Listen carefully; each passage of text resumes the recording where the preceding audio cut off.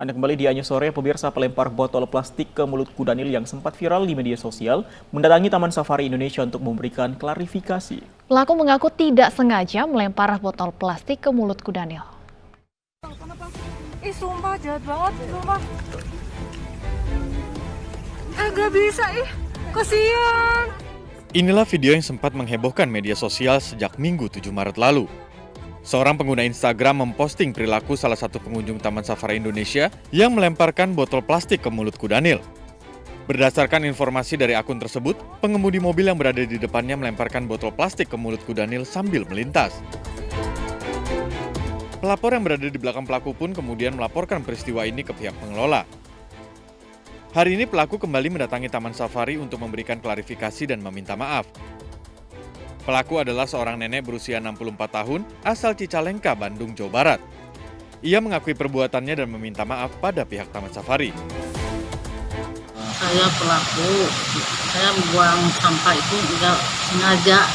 Enggak sengaja? Enggak, saya minta maaf sekali. Disangka ibu itu bukan mulut? Iya, darah lagi itu. Oh karena nggak kelihatan? Saya lempar gitu, minta maaf sekali. Akibat perbuatannya, pihak Taman Safari telah melaporkan kejadian ini pada Polres Bogor. Polisi pun membawa pelaku ke Mapolres untuk menjalani pemeriksaan. Sementara itu, menurut dokter dari pihak Taman Safari, satwa yang diberi nama Ari dengan jenis kelamin perempuan kondisinya baik. Jadi pada saat ini satwa ini kondisinya sedang sehat-sehat saja, ya. Kami observasi terus sepanjang hari. Nafsu makannya juga bagus, minum bagus, kegiatan berkembangnya juga tidak ada masalah. Kemarin juga kita lihat kotoran dan defekasinya juga kotoran normal, artinya kotoran dari rumput-rumputan. Kita tidak menemukan adanya kotoran-kotoran yang dari benda asing ataupun dari benda yang tidak tercerna. Pihak Taman Safari mengimbau kepada para pengunjung untuk ikut menjaga satwa dan berharap kejadian ini adalah yang terakhir. Dari Bogor, Jawa Barat, Wildan Hidayat, iNews melaporkan.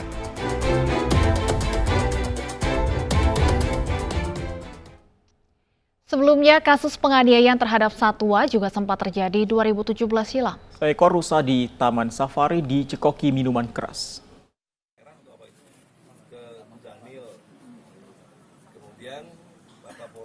Di hadapan pelaku kepolisian, Alica Dwi Fitri dan Pilop Yondi, pelaku pemberi minuman keras kepada satwa di Taman Safari Indonesia, mengaku menyesal. Pilop dan Alica meminta maaf kepada seluruh masyarakat Indonesia dan menyesali perbuatannya. Mereka menyebut perbuatannya dilakukan dalam keadaan sadar dan tidak bermaksud untuk menyakiti satwa. Menurut kepolisian, kedua pelaku kooperatif dengan mendatangi Mapolres Bogor sebagai bentuk tanggung jawab mereka dan mengakui semua atas perbuatannya. Namun demikian, menurut Kapolda, keduanya masih harus menjalani pemeriksaan. Kendaraan itu kita telusuri pemeriksaan dan memang benar. Tetapi saya tetap menghormati hukum dan yang bersangkutan juga secara sadar tidak perlu dipanggil datang ke Polres. Kita lakukan pemeriksaan, yang bersangkutan mengaku itu dan sekaligus minta maaf. Nah, nanti kita akan panggil dari pihak TSI-nya, tapi belum datang. Minta maaf yang sebesar-besarnya, kami sangat menyesal sudah melakukan hal konyol yang benar-benar fatal ini. Intinya kami minta maaf sebesar-besarnya kepada pihak terkait, yaitu Taman Safari, kemudian kepada orang-orang yang pokoknya yang sudah marah pada kami minta maaf. Kasus ini bermula dari beredarnya sebuah video yang memperlihatkan seorang pria dan wanita yang diduga memberikan minuman keras ke beberapa satwa. Video tersebut kemudian viral dan membuat geram pengguna sosial media. Tim Liputan iNews melaporkan.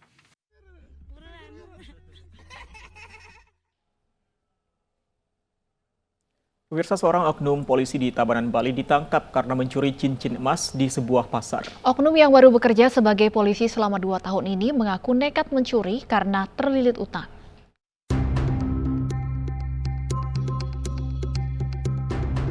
Aksi seorang oknum polisi yang mencuri emas di sebuah toko di Pasar Tabanan, Bali terekam kamera pengawas. Dalam video terlihat pelaku bergerak cepat mengambil 2 buah cincin emas yang diletakkan di atas etalase. Iya, sabar. Sekarang bukti. Kali, guys. Paling ke serinja. Tabanan. Pelaku yang berusaha lari tertangkap warga dan langsung dibawa ke Mapolres Tabanan. Meski telah diamankan di kantor polisi, pelaku sempat berupaya kabur dan kembali ditangkap oleh polisi di kawasan Buleleng. Diketahui Bribda P baru bekerja sebagai polisi selama 2 tahun dan nekat mencuri karena terlilit utang.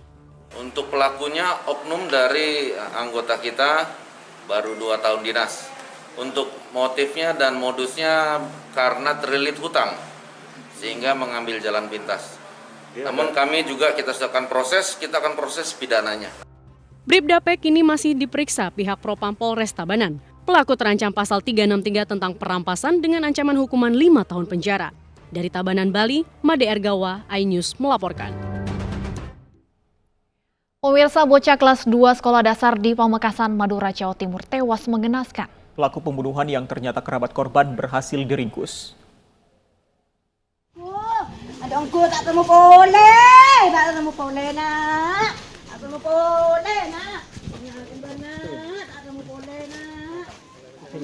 Kesedihan mewarnai pemakaman AA, bocah kelas 2 sekolah dasar di Desa Taraban, Pamekasan, Madura, Jawa Timur.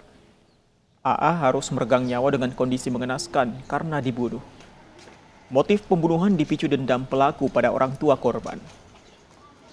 Bergerak cepat, polisi meringkus UA yang masih terhitung kerabat korban. Pelaku tega menghabisi nyawa bocah karena dendam pada orang tua korban. Akibat perbuatannya, pelaku terancam hukuman seumur hidup hingga hukuman mati.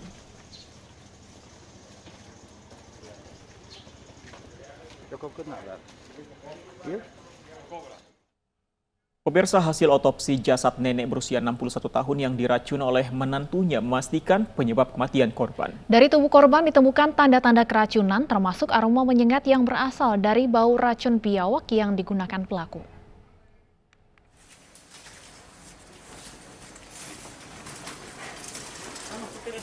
Tim forensik Rumah Sakit Bayangkara Palembang mengautopsi jasad Noni, warga Kabupaten Ogan Komering Ilir yang diduga diracuni oleh menantunya sendiri.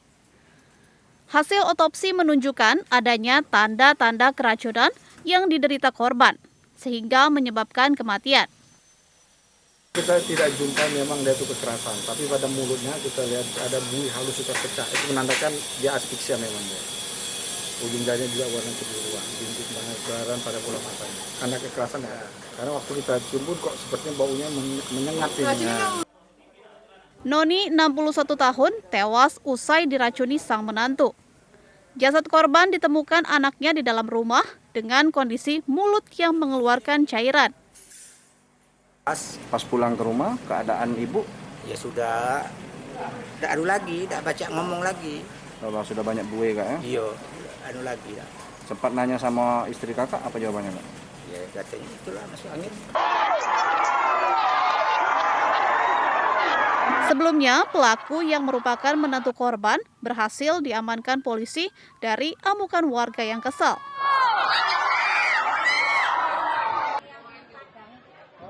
Berdasarkan pengakuan pelaku, racun biawak yang ia masukkan ke makanan awalnya ia tunjukkan kepada suaminya.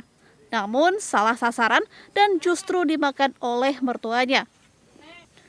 Akibat perbuatannya, pelaku terancam pasal pembunuhan berencana dengan ancaman pidana penjara seumur hidup. Dari Ogan Komering Ilir, Sumatera Selatan, Tim Liputan iNews melaporkan. Pemirsa, kita akan saksikan keterangan pers dari Ketua Umum Partai Demokrat Agus Harimurti Yudhoyono yang baru saja bertemu dengan Kiai Said Akil. Tadi banyak hal yang kita diskusikan, cair, berbicara tentang situasi dunia, di kawasan Asia Pasifik, juga tentu Indonesia. Dari mulai ekonomi, kemudian tata nilai politik dan demokrasi. Ada sejumlah kemunduran demokrasi di berbagai negara, termasuk negara-negara barat, yang dulu menjadi champions, menjadi kiblat dalam demokrasi. Nah, kini tentunya banyak permasalahannya. Indonesia sendiri juga tentu mengalami tantangan-tantangan, terutama di masa pandemi.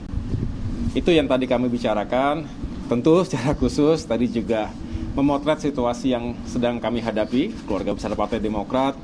Beliau berharap mendoakan semoga bisa dilalui badai ini dan tentunya Sama seperti yang sering saya sampaikan kepada teman-teman media, bahwa perjuangan kami tentunya bukan hanya untuk menjaga kedaulatan Partai Demokrat, tetapi juga untuk memperjuangkan demokrasi yang lebih luas di negeri kita. Saya pikir itu intinya, menikmati snack yang luar biasa tadi. Dan juga saya nggak pakai makan siang atau makan sore. Tausiah ya? Ya. Oke, terima kasih ya. Ya, saya hanya mendoakan dan saya optimis bahwa masalah apapun pasti ada solusinya. Karena bangsa kita sudah berpengalaman ya menghadapi segala macam keadaan, situasi.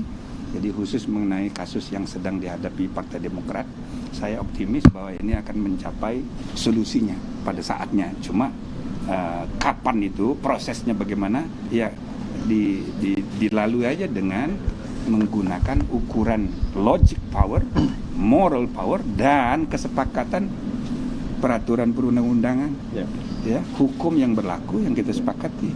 Nah itu aja, insya Allah pada saatnya selesai. Dan saya doakan tidak ada masalah ya antara pemerintah dengan statement-statement yang sudah disampaikan oleh Pak Mahfud, juga menteri-menteri yang terkait. Saya rasa itu bisa dijadikan pegangan sehingga solusinya bagi saya udah kelihatan. Nggak usah terlalu pusing lah kira-kira.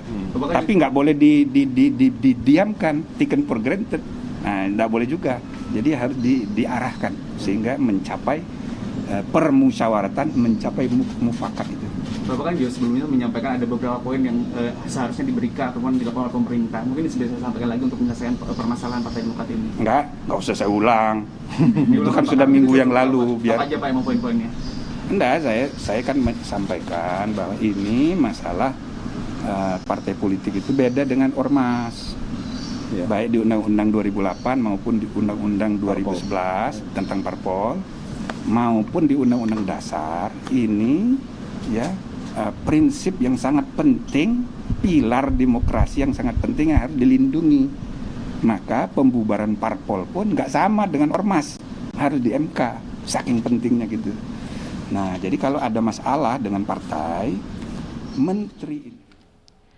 Pemirsa, untuk mengulas kekisruhan Partai Demokrat yang kini saling klaim keabsahan kepengurusan, sudah bergabung bersama kami Sarjan Tahir, Wakil Ketua Dewan Pertimbangan Partai Demokrat, dan Rasman Nasution, Kepala Badan Komunikasi Publik DPP Partai Demokrat Kubu Muldoko. Selamat sore Pak Sarjan dan Bang Rasman.